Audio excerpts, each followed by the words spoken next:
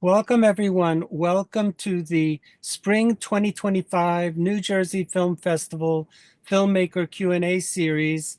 Today we have two wonderful filmmakers and one of their lead actors for their amazing film from Finland called Giant's Kettle. And I wanted to introduce you to the two directors, which are Markku Hakala and Mary Käki, as well as we have the lead actor. It's Henri Malkki. Excuse me if I mispronounced Yes, your name. that's good. Yeah, Malkki. Malkki, very Yes, cool. thank And you. Thank you. I just wanted to say right at the beginning that this is such a wonderful film. The New Jersey Film Festival has been in existence for 43 years, and I've seen many, many wonderful films, but yours ranks as one of the top 10 that I think we've seen. And Wow. I really, really was impressed by the film. I think it reminds me of many other films, but it's its own very original, unique film. And so we're going to chat with you for about 25 minutes about the movie. Before we jump in with questions, just to let you know, the film will be playing on Saturday, February 8th. It'll be in person at 5 p.m. in our state-of-the-art facility, which is Voorhees Hall, room 105. It's a large lecture hall at the university that was made projection friendly because it's got soundproofing, a high definition projection system. We were just upgraded to 5.1 sound system. And it's a really nice and comfortable place where filmmakers come and they go, wow, because their images look really wonderful. So the film itself will be screened on that day in person at 5 p.m. General admission is $15. And if you stick around at the end of the Q&A, we'll show you how to purchase tickets.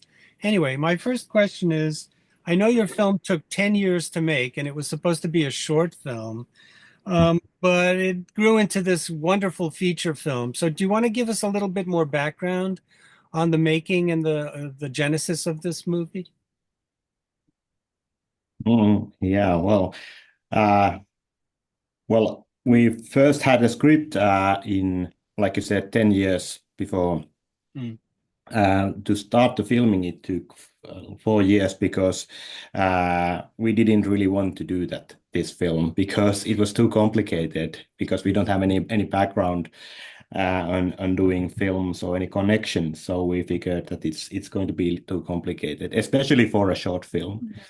And the complications were like having these every shot is in different location and also like having this aikakausi, like situated in 70s, 60s. So we needed to arrange that, and also having a child actor and everything like this kind of special effects. So we thought that it's too much for us. Yeah. And we many times decided not to make this film. Yeah. So I think the reason we started is that when we found Henri, Henri was sipping coffee in the local coffee shop, and then we realized this is our guy. This is exactly the guy from the film.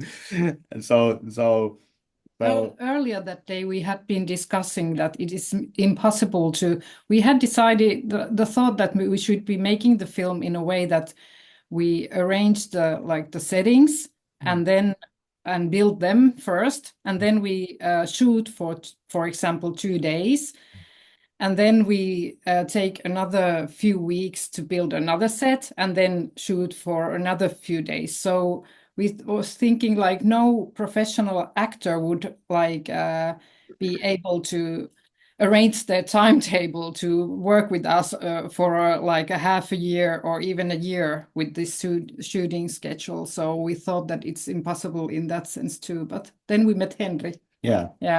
Yeah, the luck of finding the right person. Being a filmmaker too, it takes forever to find the muse, the person that inspires you to make the film or the situation, and then to actually find the people to make that come true. So, but Markku, you're in computer science.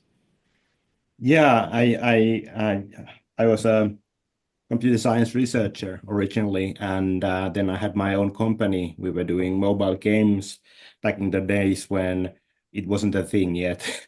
And then I left that and started to figure out what I really should be doing in my life. Then I realized that I did have a childhood dream to make films. So Yeah. And Mari, you are a quote unquote facilitator, which means that you, I guess, help people figure out what they want to do.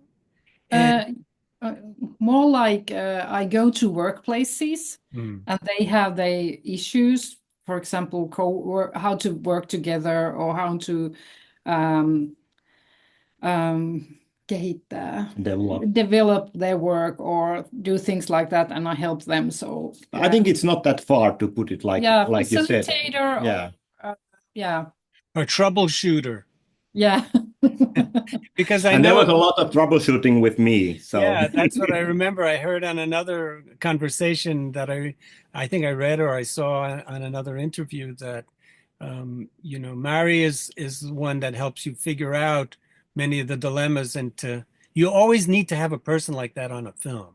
Besides an accountant and a lawyer, you need to have somebody you need somebody to have a shoulder to cry on when things don't go well, and then you have somebody else to pat you on the back when you figured it out. So, but Henry, are you an actor? What do you do normally during the work week? Are you a full-time actor, or is there something else that you do? No, I don't have any. This was my first film. So before that film, I've been acting at school age when I was around 13, 14 years old, Wow. at seventh class. You So, I mean, this, yeah. You look like you've been acting for decades. I mean, you were a Well, natural, and I think Mary thank you very and much. Thank you very Markku, much. they found the right person, and I also think the chemistry between you and Kirsi is also really quite special. Did you guys know each other before the movie began, or you met on the set? No, we like Markku told that in my case, because in my case, this all started in 2017 in January, February in the city of in Tampere, which is city of Tampere in Finland.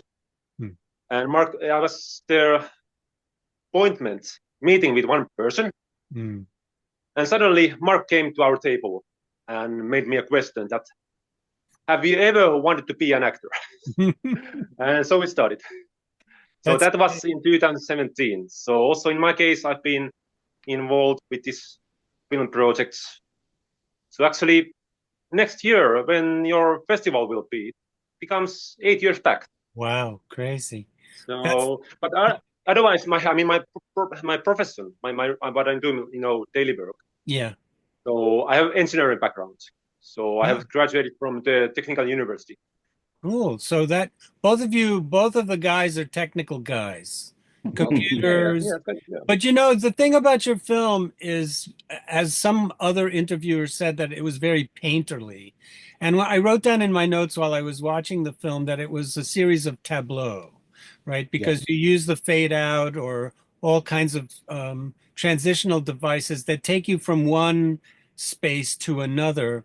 And that very opening scene where Henry is in the darkness, we don't see him right away. It's like 4 or 5 minutes, I think, the opening, where gradually we are introduced to you behind a glass pane. And it reminded me of Bergman's Persona. I thought of Persona, the opening sequence of Persona is very similar, where the boy is also kind of looking at the two women through some kind of glass. But I think that opening scene is actually probably in the middle of the film, because you have the bandage on your head from an event that takes place later on in the movie. So I thought, this film is really jumbling up time. And it definitely had a feeling of being like in a dream. And I wondered if are you guys fans of David Lynch's work as well? David Lynch? Yeah, sir. A lot of people ask that, and especially a lot of people have mentioned Eraserhead. Absolutely. And there's actually, I didn't know much about Eraserhead when we were studying. I've seen it, but then I looked in the Wikipedia after we made the film, and there's a lot of parallels there. even in the production process. So it's quite striking, really. David Lynch, I was a big fan when I was younger, and Twin Peaks and stuff like that. So I was a huge fan during my later teenage years. Me too. Yes. I mean, Yeah. I thought of the fact that your film took a long time to make. His film took a long time to make. It's very dark and black and white. Was that a conscious decision to make it monochrome and not have any color in the film? I always have found something really striking in black and white photography. So I don't know what it is, but it strikes me emotionally. Even though there's a lot of emotion in colors for sure, but black and white has something in that seemed to fit this film. And also, I'm really bad at colors. I'm really bad. So maybe if I embark on another project, that will be a learning challenge, how to really use color. Yeah. So I couldn't be a painter because I don't understand color. But your film is so painterly. I mean, just some of these shots with the factory in the background and the smoke coming from the chimneys and Right. Henri reminds me of Jacques Tati, the way that he moves. There's a lot of comedy in the way that he moves and, chasing after the thermos that goes down the steps. And, all of these elements come together and create this journey into the unconscious, like you write in your description.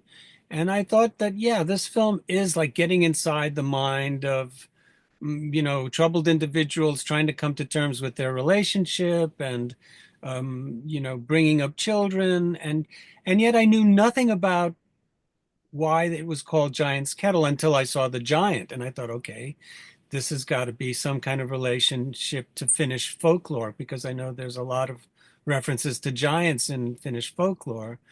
And then I completely forgot that a giant's kettle was actually a big kind of carved out space that was created by nature. It's a kind of glacier that has this hole that's created by the water over many years in time, and that Finland has a very famous one. Is there two? I think there are two in Finland. Is that correct? Or only one? There are many giant's kettles in Finland, smaller ones and bigger ones, but I don't know if any of them is really famous. I mean, like it's hard to say how famous they are outside Yeah. of Finland. Yeah. I mean, there weren't any tourists at the one that you guys shot at to deal with, or is that not true? No. It was they were. There are two giant's kettles in the film. The one that is shot from the inside of the kettle, and Right. then the other one from the outside. And the first one is in Mikkeli, so it's kind of like in a really strange place, kind of like in the parking lot. Wow. Just like Yeah. you couldn't even imagine anything interesting you could find there. It's in the middle of the like industrial area, and Wow. over there is this beautiful giant's kettle, but it's fenced outside. So and many of those are fenced outside. So we needed also to find Where the you could one get that is access. in the nature and without any kind of Right. fences. So that one is the last one. It's a really it's a quite it's smaller one. The other one it's Not the as big. Yeah. first one is bigger. Yeah. Yeah. So, but why did you call the film Giant's Kettle then? I mean, is there a reference to these sites as being the rationale, or is it multifaceted? And I think I've answered my own question, but maybe you can tell us more about why you decided to call it that. Yeah, I think it just felt right because first of all, originally we didn't know where the film would end, and I thought it would be needed to be a forest, and we went to all kinds of forests, and I tried to get the sense of the place, and it didn't feel right. And then for some reason, I realized that we could try this giant kettle, this kind of holes in the ground, and when we went in, we realized that yes, it's the right kind of atmosphere, the scenes that are taking place, and there's a lot of metaphorical dimensions there as well, because giant scale is something that has been developed by nature over the years. And I think in the film, there are a lot of these kind of cultural currents that have created this world that it's very hard to get out. So it's like this kind of pit where you are and you can't find a way out. So there's this kind of symbolic things there as well. Very much so. And Henri, when you were actually being filmed, what were some of the things that were the most difficult for you to do, and what were the things that were the easiest for you to do? You know, actually, I've always said for many people, I've laughed that for me personally, this was a hobby. Just great fun to do it, filming. But for of course, for the Markku and Mari, this was a serious job. Well, as you know, and I told you that I'm not a professional actor, so of course that might bring some challenges. But even I've been since my childhood kind of like a movie fan, things like that. But of course, you know, when we had this filming days, so of course we had a time, you know, to do this each shot, each sequence for the film. So even, I mean, if I understood right, that if you make like usually let's say some even bigger budget films, so there is a quite tight schedules. So there's no many shots, but we had a time to do in each shot, each sequence. So that of course helped us. Even most of the me as well. Actors were like a kind of like amateurs, not rookies, not professional actors. even the talented ones. But let's say some. Let's say maybe that was a bit challenging, that because each shot. Because usually when they take filming, so they can cut the filming. I mean, in every moment. And then they can continue after and from where they ended. But in our case, it was so that each like a sequence we had to do it from the start to the end without cut. And if there's one shot which, for example, let's say one example to say that this bedroom where man and woman are in the bed, this bedroom, and I guess it was one of the longest sequence. It lasted 4 or 5 minutes. And I remember very well, it was actually our first sequence when we started our filming. And that day, I guess how many shots? 20, 30 at least we took it.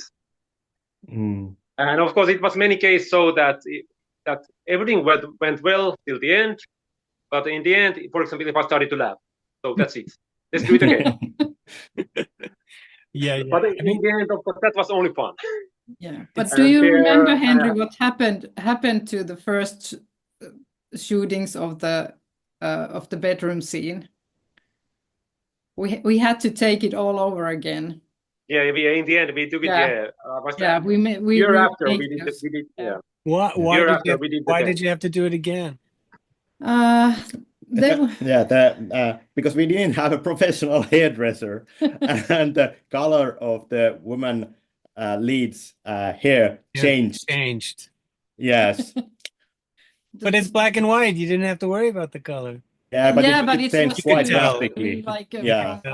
Well, that leads me to the next question. So your film is about 70 minutes long, and but how much footage did you shoot for it?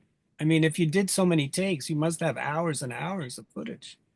I think I had at least 30 terabytes on my hard disk. Wow. Another 30 terabytes for backup. Wow. So it was a lot of watching.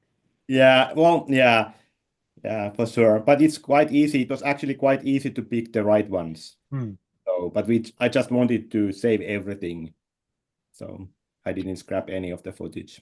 I thought the interaction between the husband and wife, and we assume they're husband and wife, since Mhm. your film is a very nonverbal film. I mean, minimalist and nonverbal, but I think that's why I think the film reminds me of so much of the silent films from the 20s that communicate using expression and gesture. And I think your film emphasizes certain elements of a kind of patriarchal society and try to recalibrate that so that the woman has more of a centralized role. And, I thought that sequence with the giant and with the female lead is very interesting because it comments on that, where the giant becomes almost a benign patriarch and that she's able to interact with him. Am I really pulling straws? Is that something that you felt? Because I remember saying that, a lot of the stuff that you did, you didn't really want it to have it all spelled out and you wanted the viewer to come up with their own readings. But I'm curious to see if that's something that you felt was important. Well, yeah, I think what really I felt that it needs to be so that the giant, even though initially you feel afraid of it because it's big, Yeah. but then there seems to be some kind of connection between the woman and the giant. Yeah. And it's almost seems like the man is left out. And the man is wondering what is happening between this giant and this woman. It's almost like there's this kind of drama going on that the man is unaware of. Yeah. And to be honest, there is no intellectual explanation why it needs to be like that. It's always we wanted to connect emotionally. Yeah. Try to get the sense what feels right. And sometimes our intellect said that, no, this can't be like that. Of course, it needs to be something different. But we always felt that we need to follow the gut instinct or the heart. Yeah. Yeah. I mean, But I think go in ahead, that scene,